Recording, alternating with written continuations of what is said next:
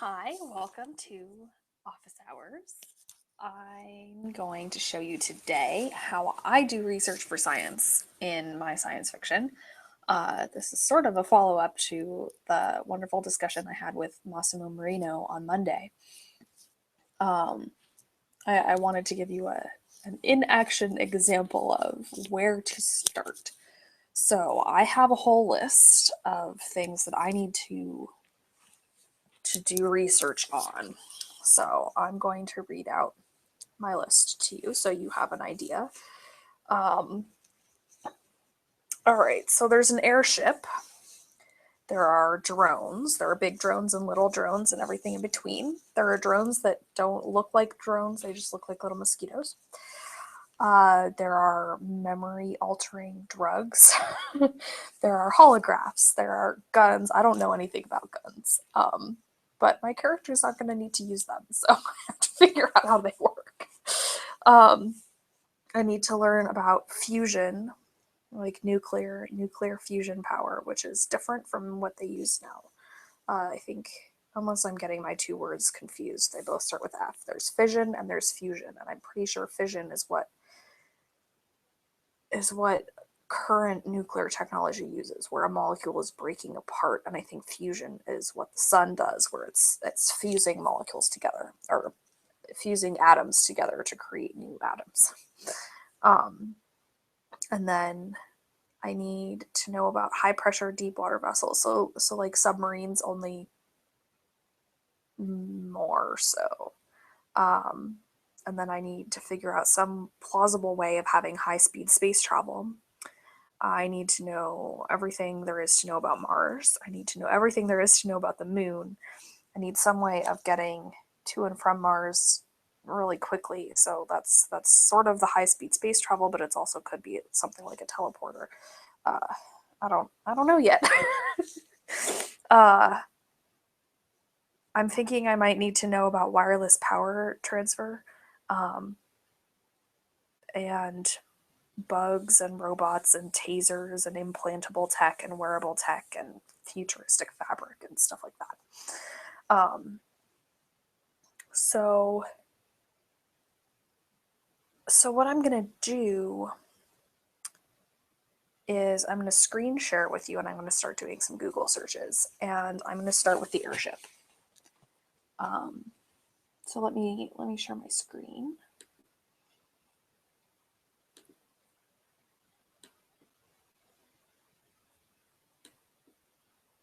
All right, if you're watching the video, you're getting the epic tunnel of infinity. All right, hopefully now you can see my incognito window. Um, all right, so I've sort of been thinking about this airship a lot for the last year or so at least.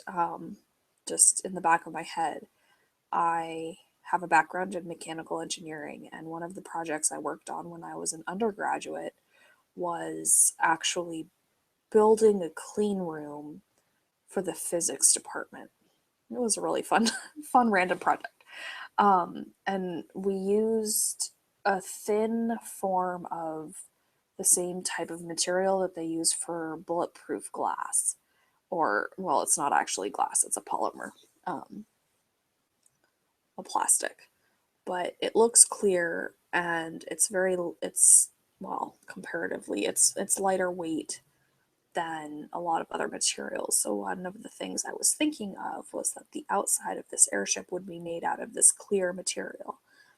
Um, so let me see if I can remember what it was called.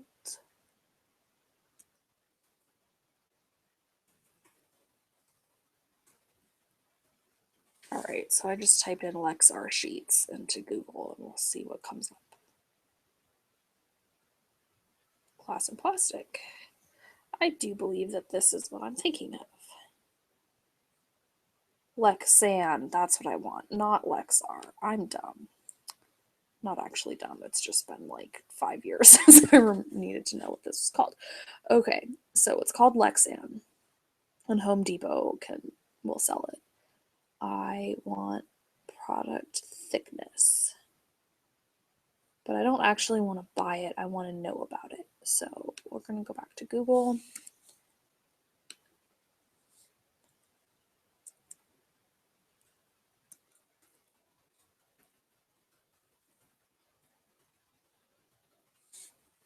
And we'll see about bulletproof things. See what it says.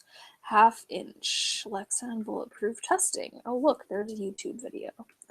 Open that in a new tab and save it for later. How bulletproof is Lexan? Open link, a new tab.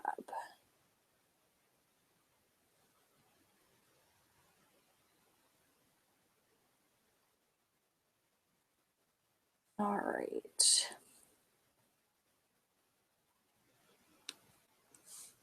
Okay, Lexan sheet, 1/2 inch material properties. I need to know the material properties because this is an airship. And so I'm going to need to be able to calculate the weight of the ship and figure out how much hydrogen they're going to need not hydrogen, helium. H words. I'm going to need to be able to figure out how much helium is going to be required and how often they're going to need to resupply and stuff like that. So I think I want this PDF, Lexan Plastics. Awesome thing is that there's a lot of free PDFs from the manufacturers of materials because engineers need this data for designing stuff. So it's giving me the density, how much water absorption in a 24-hour period.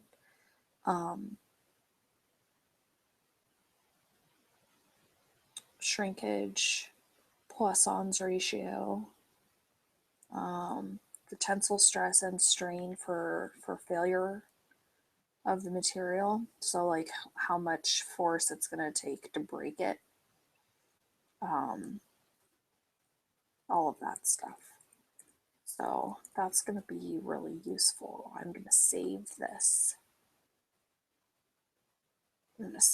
Actually, I'm gonna copy and paste a bunch of these links into one big list.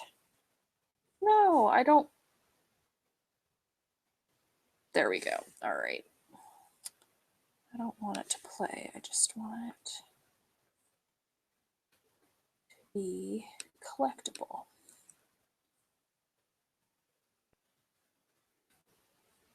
All right, I saved that one.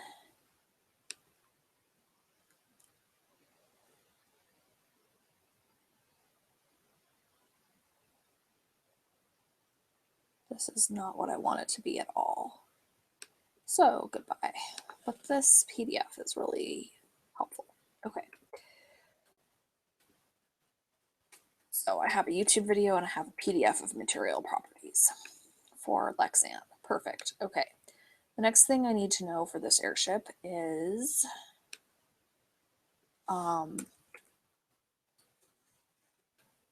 what material the frame is going to be. So I want something strong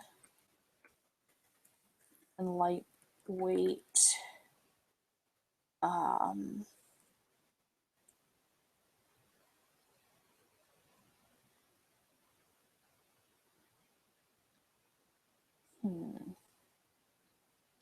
I don't really want carbon fiber. Even though carbon fiber is lightweight, it tends to shatter.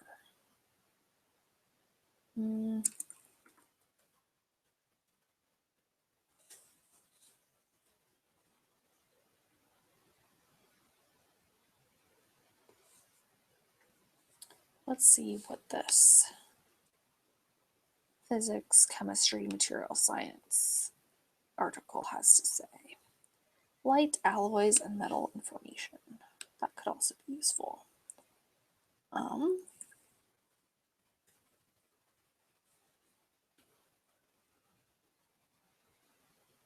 of course, they're taking forever to load. Oh, hey, look, it shows you pretty pictures. All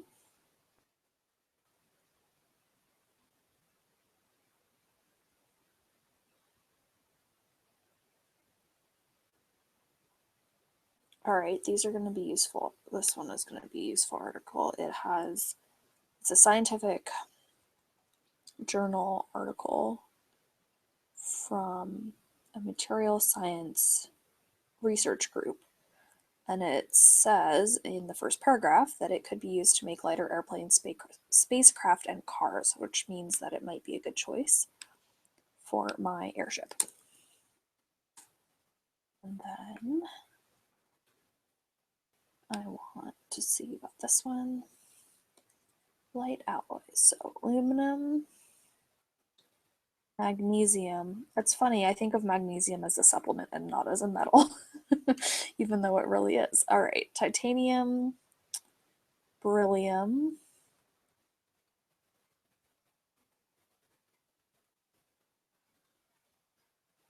Yeah, aerospace. Okay, this is going to be a good one too.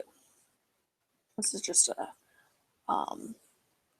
specifications for suppliers and stuff.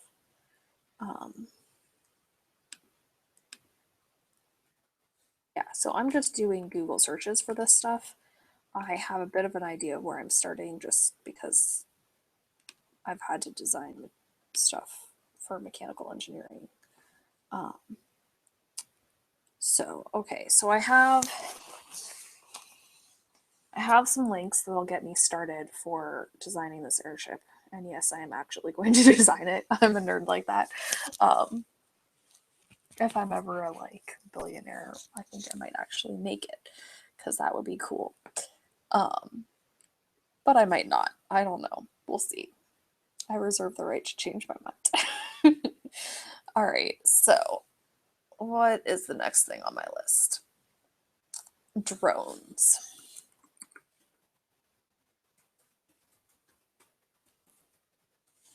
Drones the size of mosquitoes. Hey, that came up. Google knows that that's what I want. Insects by drone. That sounds promising. And there's a YouTube video. I'm going to copy the link.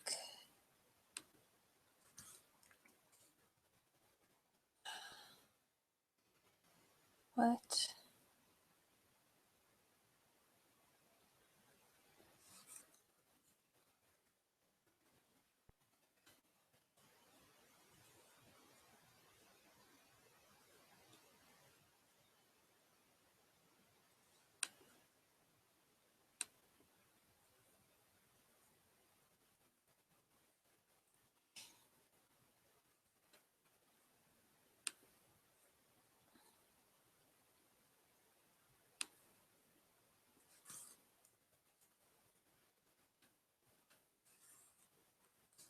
All right.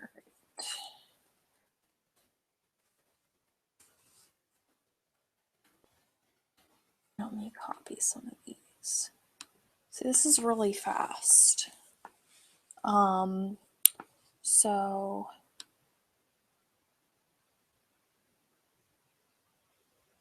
there's a picture here of an insect spy drone,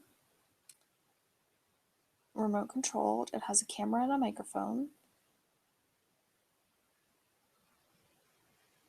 And they are claiming it has the potential to take DNA sample or leave RFID tracking nanotechnology in your skin, which is similar to what I needed to do. So this is going to be a good resource for me. So I like to get a bunch of information and then go through it in more depth later. I like to compile a list of resources first. So I go through and get a few different sources on each thing that I need to know. I think this is the same picture. That doesn't mean it's not the same. Yeah, it's the same information. Okay. I don't need it if it's the same information. This is also the same information, which I also don't need. All right, so I have one thing about drones the size of mosquitoes.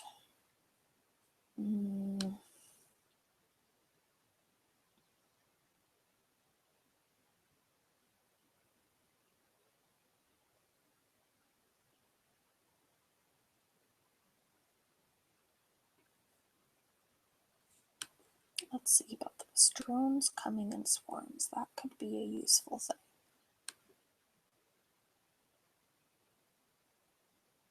It's the same picture. Shocker.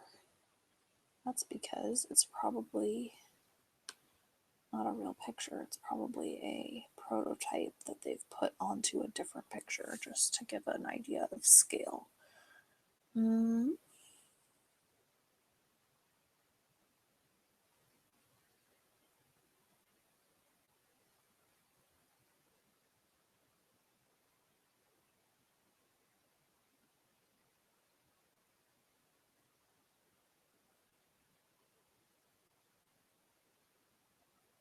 Okay, this is going to be useful because it's talking about drones and swarms. So I think I'm going to need to look up flock theory. Maybe swarm theory. It's a math thing.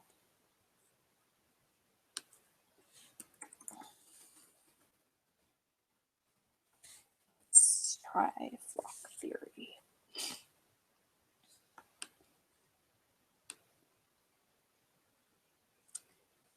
Let's see. What? That's a PDF. All right.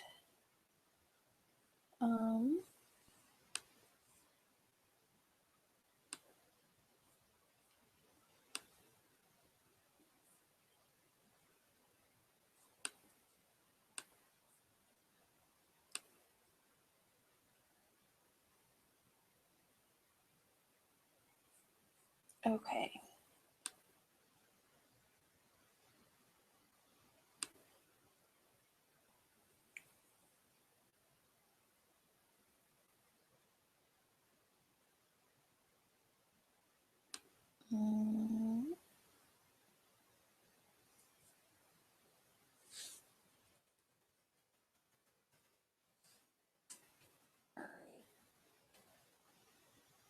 I'm going to make a note because nothing is coming up so far.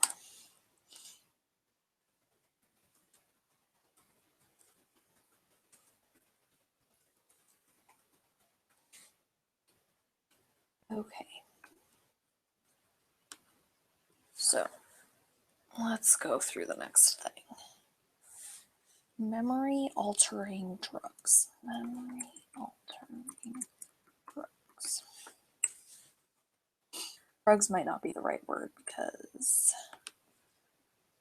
I want, memory altering drugs in the legal system. That's going to be really useful because I wasn't even thinking about the legal consequences of all of this stuff that is going to happen.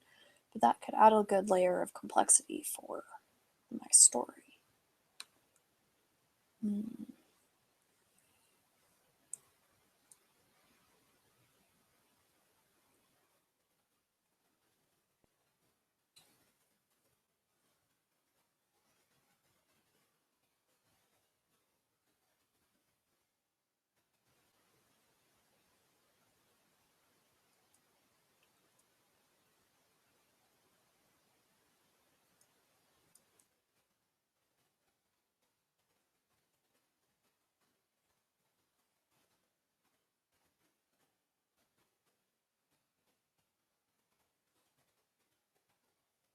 All right. This one is going in depth about how to prevent traumatic memories from being put into your long-term memory. Could be useful. The information I need is essentially if there's sort of a behind the scenes group in this particular story that I'm working on, and they send out these mosquito drones to deliver doses of memory erasing drugs so that if you notice that a building is holographic instead of real, they'll make you forget that memory. So I need some information on how that would work from a biochemical perspective. So I think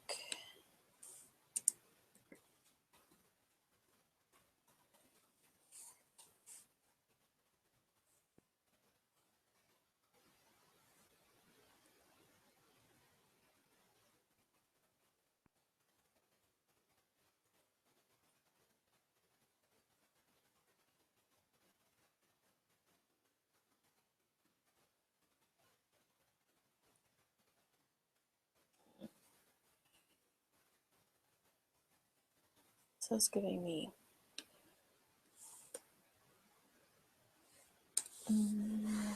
all right, so I'm looking at memory altering biochemistry now. So the biochemistry of memory, that could be a really useful thing.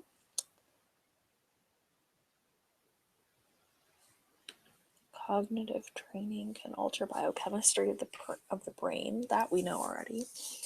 The more you try and learn new things, the more you improve your ability to remember things. Synaptic plasticity. That has to do with how quickly your neurons recover after they fire.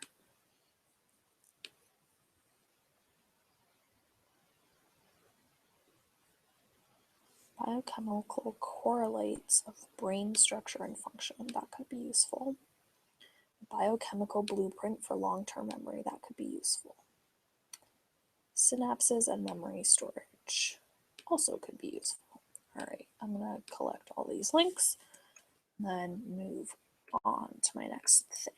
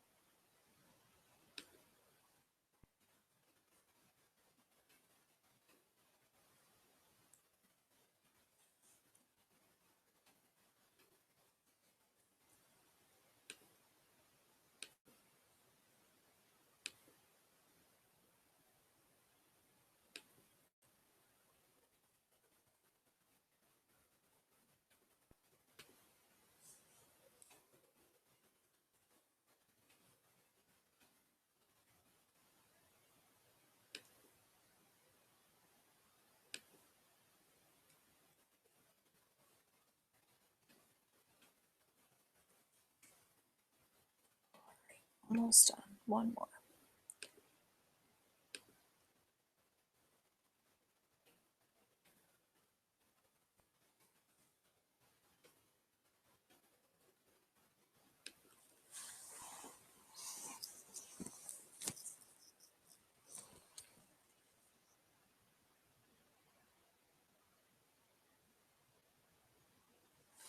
All right, you know what I'm going to do right now? I'm going to go back to the airship.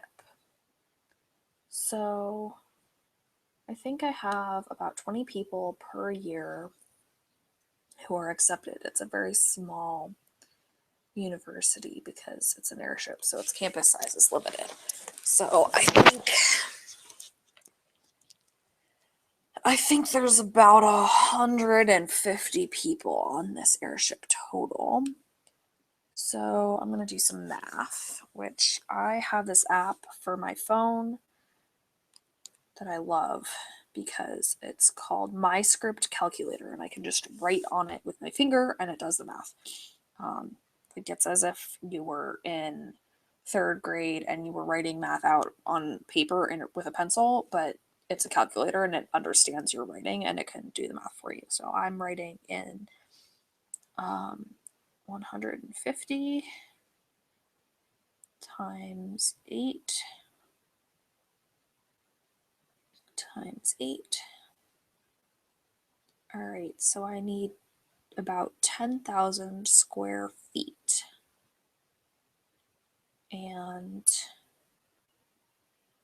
let's multiply this by 8 again for the height. So I need 76,800 cubic feet of space. And I'm going to write that down because otherwise I'm going to forget. All right.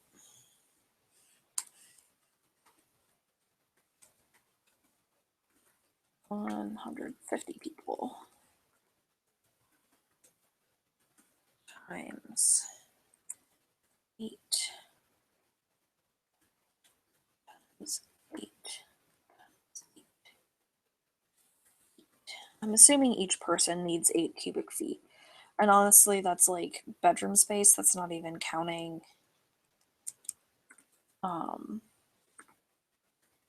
not even counting like the gym and the garden, the hydroponic garden and the rest of it. So we're gonna round this up. 750 cubic feet of space. All right. Now,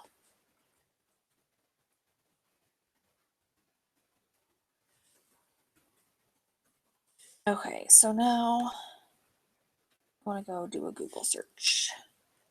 Biggest viable airship.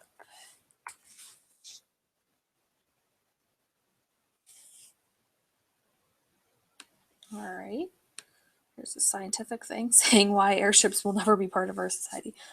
Massive airship off to a flying start. That's a Discovery News article. And here's another one. All right, so let's see what some of these are talking about.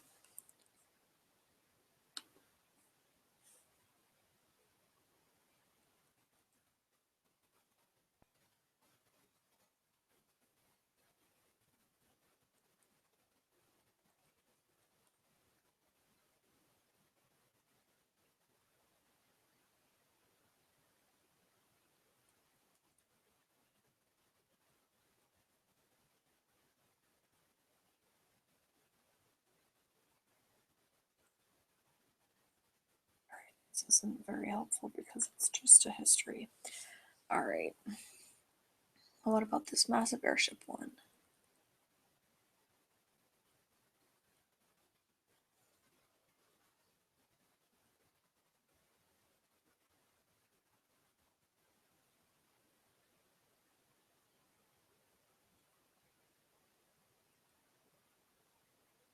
All right, 500 feet. So we're going to round up our volume to 80,000.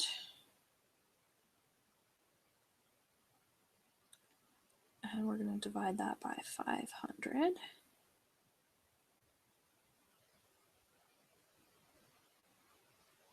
So it would need to be about 200 feet wide and 500 feet long.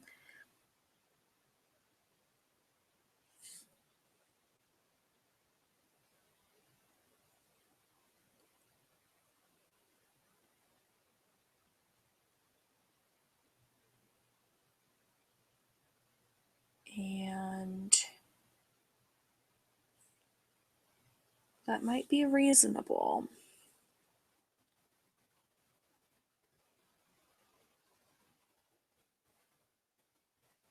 All right, there is a blimp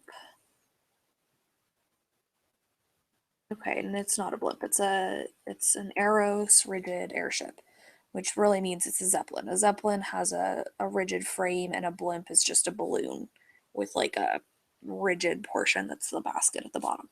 So I'm thinking of a rigid airship, which is really a Zeppelin, and Aros is making one that is designed for cargo, but I can use these um,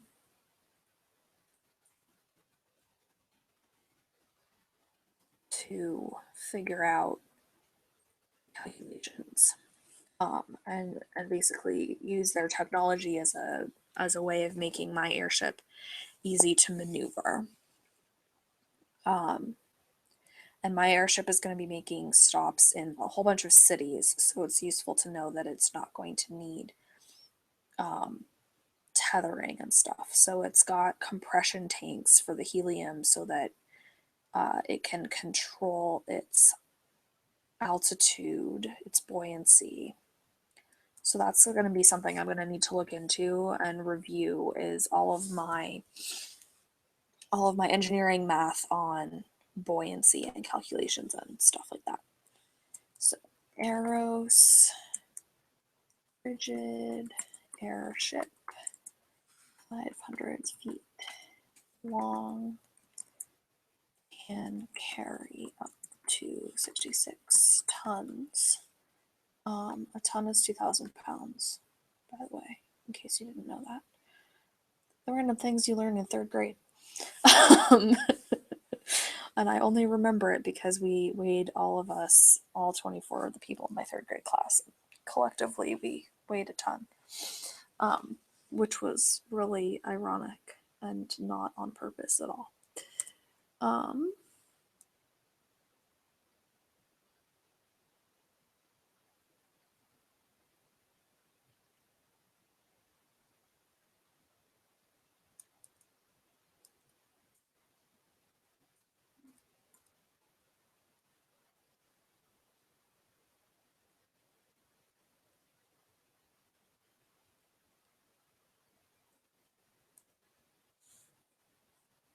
all right, this is going to be a good article to read in more detail later.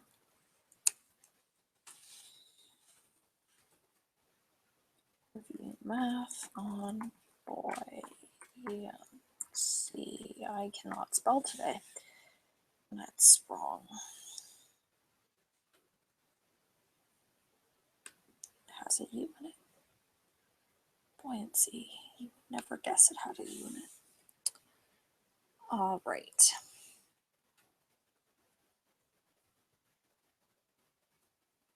All right, and this is going to say, so it's going to take 35 million from ARPA and NASA to get a full-sized version of this. So that's a useful thing to know of how much it costs to build and maintain this thing.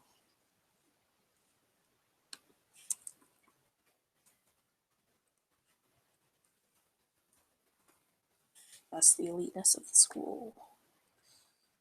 All right. So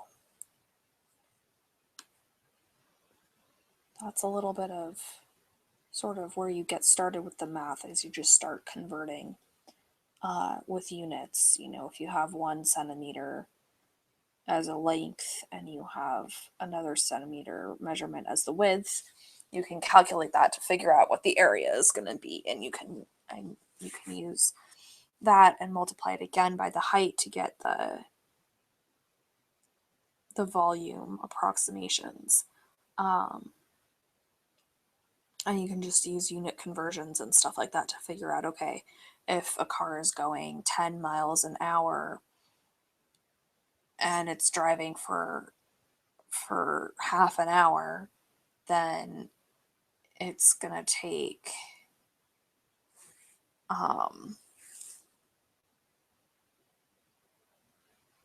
it's gonna take that long to go 5 miles, right?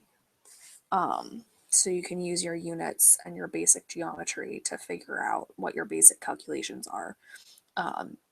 and you probably don't need to do super in-depth calculations. You just need some estimates. For example, if you need to know how heavy something is going to be, like this airship, I'm going to need to know how heavy it's going to be. So you would take the density of the materials and multiply that by the volume of that material. So if you have a density that is the same as water, so water is I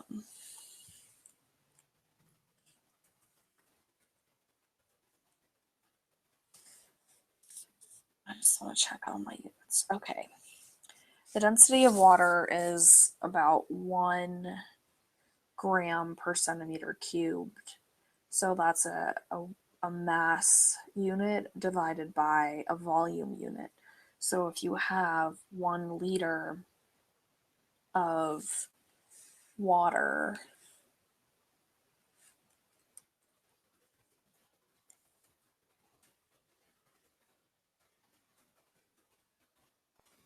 I can't type today. Today is a weird day. All right, so if you have 1 liter of water, that's 100 cubic centimeters. So that's going to weigh 100 grams or 1 kilogram. And you can type all of this stuff into Google and it'll give you the results, but it's useful to be able to set up these calculations yourself, just so you can check and so that you can do the calculation yourself if you have something that is not in Google, or if you're making up a material that doesn't exist that could exist, or you're trying to combine different materials to make a new material. For example, if you want to combine carbon fiber with spandex to make something that's stretchy but is strong at the same time,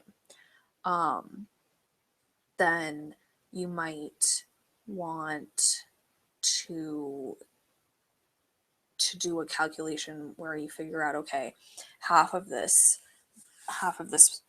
amount of fabric is going to be taken up by the carbon fiber, and that is going to be this volume and this weight. Then the other half is going to be the spandex, which is going to be this volume and this weight, and you add it all together to figure out what the total weight is going to be for the amount of fabric that you have. And then you can also look up some basic calculations. If you go to your local library, I bet they have some scientific textbooks in their library that you can check out from the reference section, or you can even do it in the library and just copy out some of the formulas in there to get your basic estimates. I mean, none of this, unless you're already interested enough in the science to want to actually do the design work, you're not going to need to do super extensive testing. And if you do need to do it, you can find someone pretty easily who will be able to help you. Most universities and colleges that have engineering departments will have people in the engineering library who can connect you to students who would be willing to help you out with some of that stuff. So it's pretty easy to get started, like Massimo was talking about.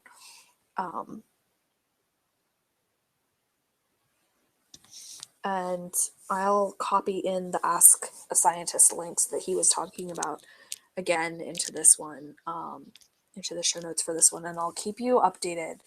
And you can always ask questions if you want to if you want to know more about how I'm doing this research and why I've picked the things that I've picked to do research in. Feel free to ask in the forum, and I'll be happy to share more detail with you there. If you're not if you're not super fascinated by airships, this is going to be really boring for you. So I want to make sure that I'm not overdoing it. But it is useful and it doesn't take too long. As you saw, I got through a bunch of different things, and it's only been about half an hour or so since I started. I didn't have any of this information before. I just had vague ideas from things I'd heard that gave me an idea of what to type into Google. And that's really one of the most useful things, is being able to type something into Google to search it, but then if you don't get the results you're looking for, just find some synonyms for the words you used. You know, you can use the thesaurus to do that. You probably already do that when you go through and edit your writing. Um, find some synonyms for the words you're searching and see what else you get up, you know. Um, Instead of drugs, use pharmaceuticals or biologics or something like that. Or, you know, you could look up chemistry of, or the biochemistry of, or the physics of, depending on what you're looking for.